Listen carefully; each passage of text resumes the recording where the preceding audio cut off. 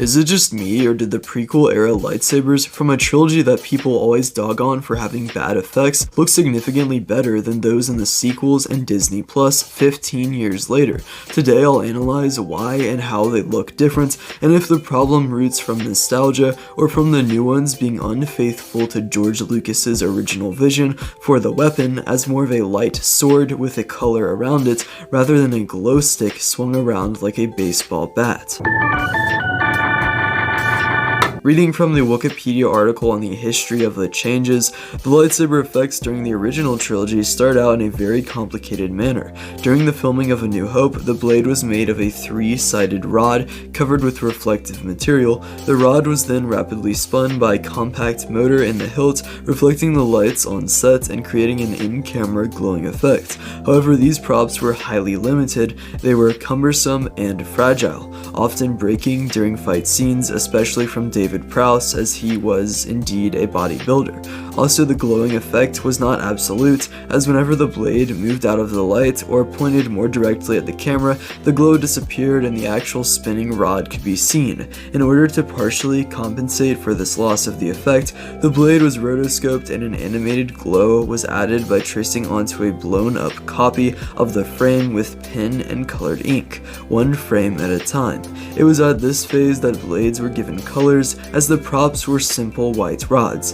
And can you imagine if the lightsabers were just like white rods from everyone and none of the different characters had different colors? I mean, when they made the movie, that probably seemed to make more sense, and they probably had no clue about the blue and red until later, but I am definitely glad they went with the colors, because I think that just really helps it out a lot. During the filming of The Empire Strikes Back, that being episode 5, it was decided creating an in-camera glowing effect was more trouble than it was worth, so the spinning rods were swapped for carbon rods. While these new blades were less cumbersome than before, they were still very fragile and frequently broke. However, they continued to be used for Return of the Jedi in 1982 or 83 when it was released. When filming began for The Phantom Menace, the new lightsaber blades were steel and aluminum rods, which were highly durable but frequently bent and flexed, requiring constant replacement. Despite such a drawback, these rods were still saw usage during the filming of Attack of the Clones, as they had no alternative at the time. However, for the filming of Revenge of the Sith, the blades were replaced by carbon fiber rods laminated with glass and plastic. These new props were highly durable and didn't flex, though they were extremely hard, often causing bruising and leaving scars. While lightsaber effects were still done by rotoscoping for the prequels, they were done digitally rather than by hand.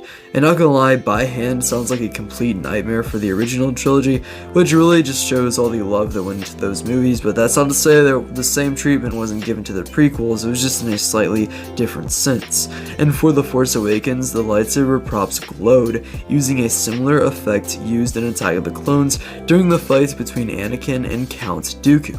And I actually want to touch on that because I feel like that's really interesting, how, in my opinion, that's actually a really good usage of the saturation and glowing effects here, where they are in a dark room, so it genuinely makes sense to have the whole thing be lit up with the colors, but when they're in a more bright environment, or just, I don't know, not in a pitch black room, I feel like maybe it should be not quite as exaggerated like in Kenobi. I get it was a cool effect, but it was kind of overwhelming, and the worst thing in my opinion is when you have a shot of Obi-Wan and his entire face is red. I just really don't think that the direction with the colors and everything there looks good at all, because it's kind of going with the sense that Obi-Wan could be a Sith, but obviously that's not the feeling they're trying to portray there. So I prefer it when it's more intentional and kind of like we see the colors when it actually is supposed to be there for the story, even if it does look very cool in some senses. But I feel like in moments like Attack of the Clones, it's pretty cool, but if they just do it all the time and really exaggerate it, it does not look very good.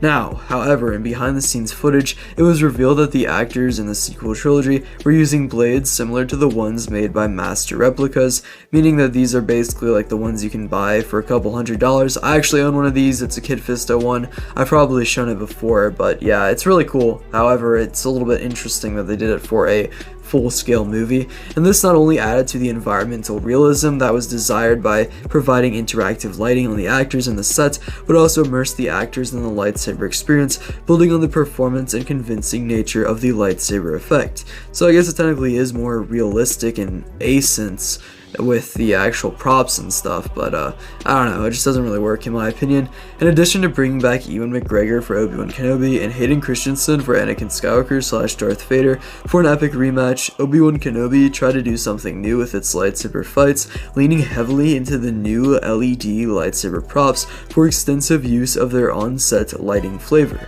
While the benefit of the LED props is evident in a few iconic shots, the show is also littered with oversaturated and overexposed scenes, including numerous odd color artifacts due to a technical error related to the use of digital cameras and colored LED lights.